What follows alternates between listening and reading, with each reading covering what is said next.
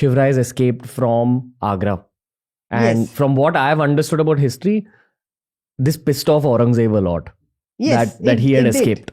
So Aurangzeb is a very key part of this episode because, as you said in our first episode, in order to understand Shivrai better, you've got to understand Badshah Aurangzeb. Yes. So I'll let you take the story forward from whichever point you think is best. Yeah. So after the escape, Aurangzeb sent thousands of horsemen in all the direction to capture any person or any group traveling with a small 9-year-old boy.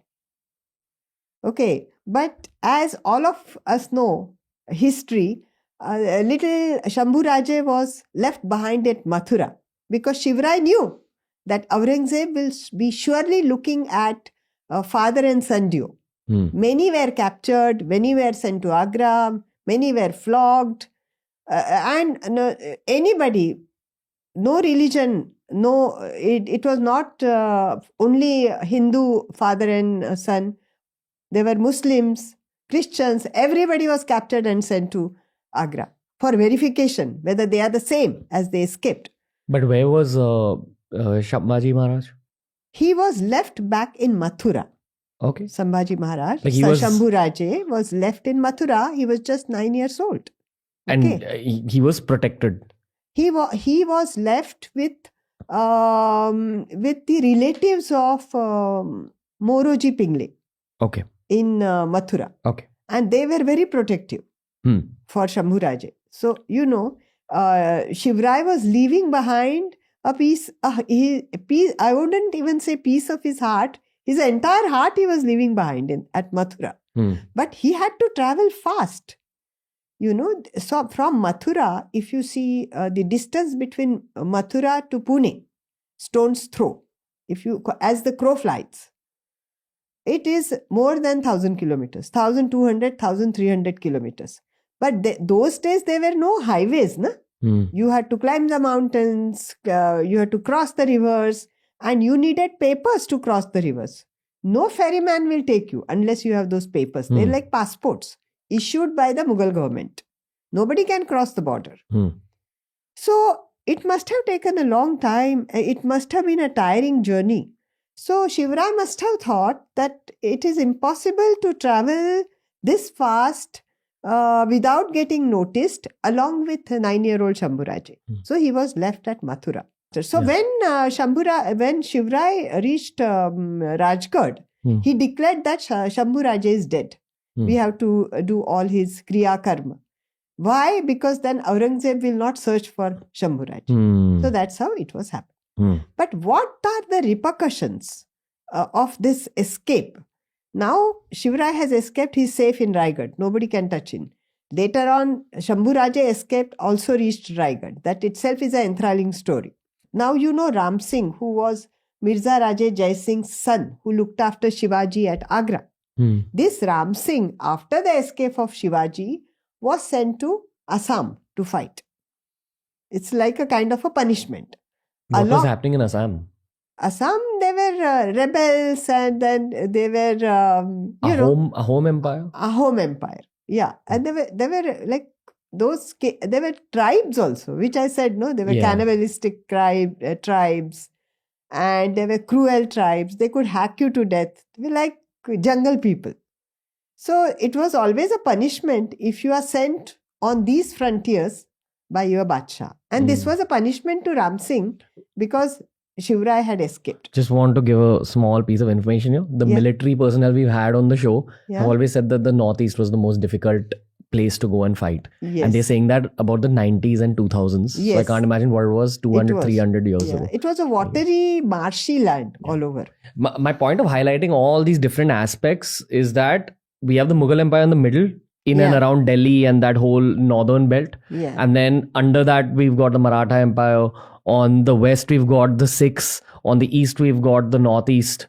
So I feel like Aurangzeb wasn't just kind of getting attacked by Shivrai. There was a lot of people's eyes on Aurangzeb and lots of people wanted to kill him. Yes, so Tegh Bahadur Singh actually fought for the Mughals in the beginning along with Ram Singh in Assam. But he was of a thought, he was a very strong person. He thought equality and justice are the most important, more than anybody's religion, equality and justice are the most important things for humans. Okay. So when he came back from Assam in the early 70s, now this history is repeating. A lot of Pandits from Kashmir came and met him. And they said, is it impossible for us to live in Kashmir because the people, Aurangzeb's people are torturing us, they are killing us, and they are forcing us to convert. When he heard this, he changed his mind and he went against Aurangzeb. And revolt happened. That revolt, Aurangzeb really cracked down on that revolt. Tegh Bahadur Singh was captured in 1675 or 1674 or 75, April I think, he was brought to Chandni Chowk. And there were his 7 or 8 of his loyal people in front of him. Aurangzeb ordered to kill them. And one, they say, was thrown into a boiling oil in front of Tegh Bahadur so that he changes his mind. They asked him to convert. He refused. And then he was hacked to death, limb by limb. And this is known, Guru Gobind Singh, his son, escaped this. And then he was so fired by his father's sacrifice that he started Khalsa. That every one person in a Sikh family will be devoted to army or a military person. That's where I think the Sikhs actually became a warrior class. They became a warrior class. See how one act of this, a butterfly effect of Aurangzeb's fanaticism and he was a bigot. And his fanaticism, this is the result of that. And then when Shivrai took over one fort after another, and Shivrai did, he also went into Konkan and established, see, he is the only person I feel, I don't know in history now, who did not have a coast. His Jagir or his little Swaraj, when he said, it did not have a coastal line, but he dreamt of navy. What is the basic requirement for a navy? A coast. That itself he did not have. So he had to acquire the coast. The west coast, like Konkan, the narrow strip that goes from Mumbai till Goa, that was majorly controlled by Adil Shahi. So what he did in this peace period, after he came back and escaped from Agra, he tried to establish his rule in Konkan. Okay. He knew his limitations. What is the most important quality of a statesman? That the statesman must know his or her limitations, how much they can push. He knew, Shivrai knew that he does not have enough strength because he was left now. Afterwards, he took over other forts also, which were lost in Purandar Peace Treaty. He knew that he cannot push on the eastern side because when he pushes on the eastern or northern side of his Swaraj, he will face the Mughal. Eastern side of his Swaraj, he will face Adil Shahi. And where he will have to fight pitched battles against their heavy-duty cavalry.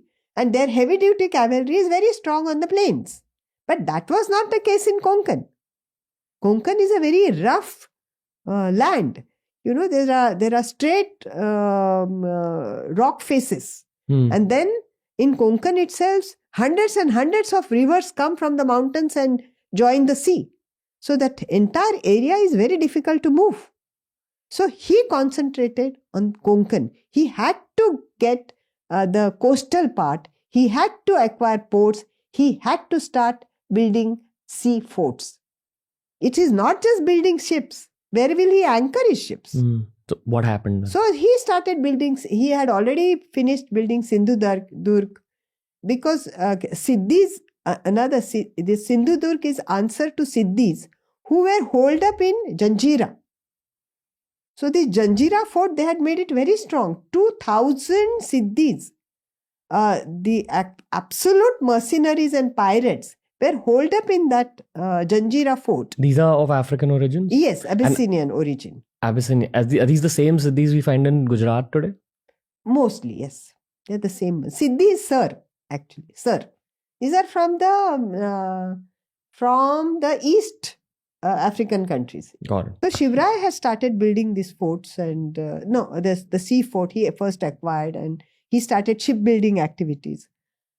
And then he had taken over the Mughal forts. Now it was time to show that I have arrived. So what does, he was not officially a king. He was still referred as a Bhumaiya, Jagirdar, by Aurangzeb and the likes of Shahs, the Sultanate kings. So Shivraj wanted to show that I have arrived. Okay, a Hindu king has arrived. What does he do? He plans a coronation. It happened in 1674. So where does he has now shifted from Rajgarh to Fort Raigad. Why Raigad? It is at the edge of Jauli, a valley of Jauli, where Fort Pratapgarh is also situated in Jauli Valley, which was taken over by Shivraj from the Mauryads, which we had discussed. Yeah. So he wants to make it grand. And no Hindu king had recently coronated himself. So they had to invent the rituals and rites of the coronation. They had to search for the shlokas. And there was a Brahmin called Gaga Bhatt, who was Shivraj's family. They had family connections. And he was from Maharashtra, but he has settled in Varanasi, Kashi. So he comes there, he invents all the rituals, he studies the old scriptures, and he creates a ceremony. And there are emblems of power. That only it was a prerogative of a Badshah, Mughal Badshah to use. What are the emblems of power? Like a fish head, a small fish head, which means the weak that need to be protected. A big fish head with teeth, that is the symbol of invaders. Then there are many like swastika, the symbol of swastika, that is Suvastu, which is actually a blueprint of a fort. So there are many emblems, and no Shah, the Sultanate Shahs could not use those emblems. This was the prerogative of Aurangzeb. But Shivraj used those emblems, created those emblems, and used them in his coronation ceremony. Okay. This entire thing is written by Henry Oxenden. Actually, my book starts from Henry Oxenden, who was a British officer based in Mumbai then. So he was invited for the coronation. They carried the presents, then they went to Raigad, then they went to top, and then they stayed there. Raigad has a huge kilometers long flat table on the mountain of Rairi. What was happening in Mumbai at that time? Mumbai, the British were ruling. Mumbai was the bastion of the English people, the apolitical so-called. They had fortresses built, and they were trading. Okay, they were also helping Siddhis. Now, what had happened on the coastal, there is Danda Rajapuri, that area in Konkan. All the Marathas were, they're very vigil in that area. So, there is, I think, a kilometer of distance between the fort of Janjira and the coast, mainland, what you can call. So, they could not anchor their ships near the mainland because of the Marathas. The Siddhis could not do that. So, they had literally forced the British that they will come to Mumbai and park their boats there. And the British had allowed it for some reason. Otherwise, the Siddhis would have troubled them also. But what these Siddhis used to do, they used to anchor their ships near Mumbai and come to the mainland and trouble the Marathas. And take their women and children for slave trade, take their produce. So this was becoming a big problem in the Konkan area for Shivraj. So this is one. And even Mughal were depending on the Siddhis and the Portuguese. Because the ships sailing to Mecca, were guarded by the Siddhis and given by the Portuguese or given by the Siddhis. So they were kind of very kind and nice to these Siddhis. They had, if they take the women and children from the coast, what can we do? That was their attitude. Okay. So Aurangzeb was like, now when this coronation ceremony happened, it must have hit Aurangzeb really, really hard. Really, really hard. So it is that time he started demolition of the temples, in full swing. And he also thought of reinstating jizya tax, which was cancelled by Akbar, the Emperor Akbar. I'm not talking about his son Akbar. Okay. So Shivrai knew that if and there were a lot of liberal Muslims also were killed by Aurangzeb. He just couldn't stand them. There was a guy called Nanga Fakir who had hailed from Armenia. He was a Jew and knew Hebrew very well. He's a scholar of Hebrew. He had converted a Bible, Hebrew Bible, into Farsi. Then he had turned into Sufi. Then he wanted to study Hinduism, and he was studying Upanishads. But he never used to wear any clothes. And he said that Islam must be reformed. It must be liberated from its shackles. And thousands of liberals were following him in that. But Aurangzeb could not stand him. He caught this, Samrat, his name. I think Dargah is still there somewhere in Old Delhi. He was brought to the Darbar, and he was asked, why do you say only half the kalma? Why don't you say the full kalma that says, Muhammad is the last Paigambar? This is not my perception of Islam. This is not my theory of Islam. It is what Samrat said. Samrat said that nobody can be the last Paigambar. The religion needs to evolve. And I may be the last Paigambar. I am the scholar of Islamic scriptures. I have read Quran 100 times. So I can reform it. Every religion needs to change with the changing world. So Aurangzeb asked him, why did you...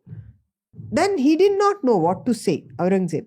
So he went into another line. He said, you kissed and hugged your disciple, Hindu disciple, in public. What was that relationship? So you know what he was implying. And on the basis of that relationship, perception of Aurangzeb or convenience of other mullahs, Samrat was hanged till death at Chandani Chowk. He accused him of homosexuality. Yes.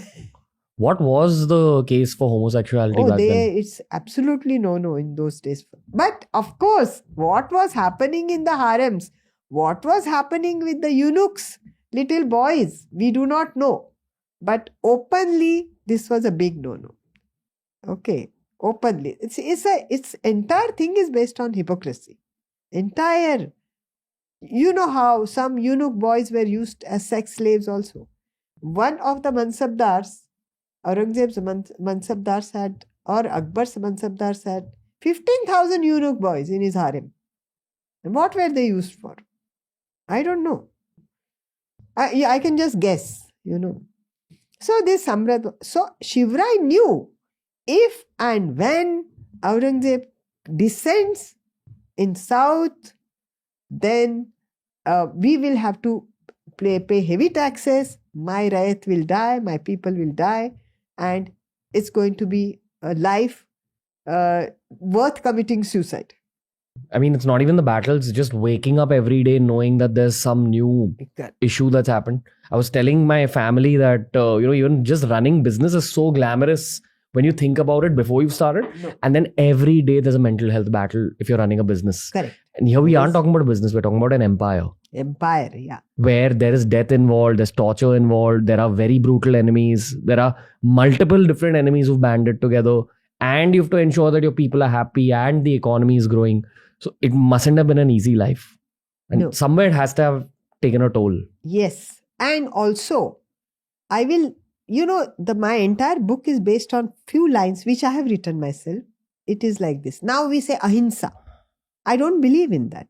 Because This poem goes like this, written by me. When peace demands suffering and shame, war remains the only option that is most humane. You have to fight to keep your people safe and at peace. What is said about his demise, Shivaji Maharaj? What happened that time? It is written in Dr. Kamla Gokhale's book also. What has happened now? Imagine, and I am also a woman, so I understand that history part, I think, better than men may, because I am a mother. Yeah. I want my son to be at the center of power. I don't want my son of my Shivrai's other wife. Okay, so what people say, there is a conspiracy now. Look, Shivrai comes to Raigad. He is all the time campaigning. From some campaign he comes. So now the situation is like this. Shivrai is at Raigad. He's ill and almost dying. He doesn't know he's dying. Why? How much will nobody knows, that you are going to just die after a short illness. So the Raj Vaidya and all are invited. That time on that, the ministers have already arrived one by one. There is this Pradhan Moroji Pingle, then Surnis, who is a tax collector, revenue minister, Anaji Datto, then there is Hiroji Farzad, the man who impersonated Shivrai and saved his life at Agra. Then there is Soira Rani. Then there is Putala Rani. They say Putala Rani was at Pachad, but I feel she must have come to Raigad that time. I'm not sure. Okay, they were all there.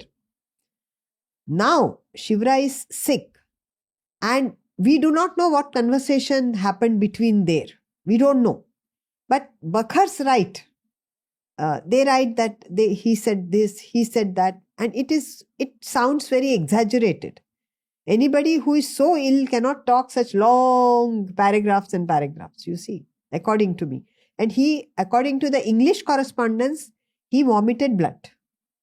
Okay. So we do not know what disease, what that peptic ulcer burst, or we have no idea. Or there was gallstone problem, we don't know anything. Or typhoid. So he just dies there. Where now the situation is, look, Shambhu Raje is at Panhala. Okay, he's there, Panhala. He's come back from the Mughal and he's at Panhala. Here there are his two queens basically. Even another Sakwar queen is also there. But was this Sakwar Bai Sahib, was she at Jinji? I'm not sure. Because one of her daughters were at Jinji. So I'm not really sure. Whose queen was she? This Shivrai has 4 queens or 5 queens that time alive. Okay. But main queens were Soira Rani Sahib and Putala Rani Sahib. Those were there at the fort. Why don't we hear about the other children that Shivrai had? Only boys, na? That time importance of boys. So Soira Rani Sahib had a boy. That's why she is so important in that. And Saibai Sahib, who had Sambhaji, Shambhu Raje, she's already dead. And Soira Rani Sahib is a queen consort during the coronation. So she is very important. So the situation is like this. Then what the ministers, many people say that Soira Rani Sahib was completely innocent and was twisted by the ministers. Ministers who? Annaji Datto, his brother Somaji Datto, and Balaji Auji, the script, the ones who write all the letters for Shivrai, and then Morupan Pingle, they instigated Soira Rani. She was very bhola, very innocent, and the entire thing was twisted by the ministers.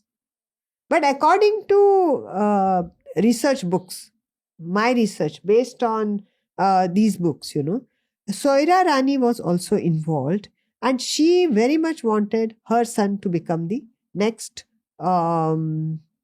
emperor, next Chhatrapati. So what they do? What do? They close all the gates. She orders the closure of all the gates, incoming and outgoing crowd from Raigad, so that the news of Raja's death does not travel outside and does not reach Sambhaji's ears. Now, what they plan is to quickly do not Manchaka Rohan, not Rajabhishek. Manchaka Rohan is little different. The Sinhasan or the throne cannot be kept empty after a long time after the king is dead. So, king is dead and long live the king. Immediately somebody has to sit on that throne. So, that is known as Manchaka Rohan. It's not a full-fledged coronation. So, quickly that coronation has to take place. And I feel that the ministers and Soyra Rani Sahib both were equally responsible. See, what would have happened? These people were not some cunning, planning, useless guys. Annaji Datto and Moroppan Pingle, they were the two wheels of the Swaraj, which Shivrai created. They were great men. Okay. And if Annaji Datto had not started a new way of collecting revenue, they could not have every full moon day salaries of 40,000 cavalrymen, 40,000 infantrymen, the fort Shibandi, the fort defense. Then civil servants had to be paid. That Shet Sara had to be collected. And very wisely collected. And no force should have, Shivrai never wanted force to be applied on the farmers or the cultivators. So, all this was managed by Annaji Datto. Okay. And Moroppan Pingle was not just, they were all warriors. Annaji Datto took over Panhala along with, Kondaji, another Maratha. So, what happened? So, the thing is, Hambirrao Mohite, who is supposed to be Soyra Rani's brother, he gets the wind of what's happening around. Because he had to be told, he controls the army. But what he sees there is the Praja, which is also written in the reference book. The Praja is the subjects, are extremely attached to Shambhuraje. Not only he resembles the king, the Shivrai, but he also is very good to them. He's very good to them. So they all are for Shambhuraje. Then Hambirrao Mohite at the last moment, how he changes colors, how he rescues Shambhuraje, and how Shambhuraje is made the next Chhatrapati is another story.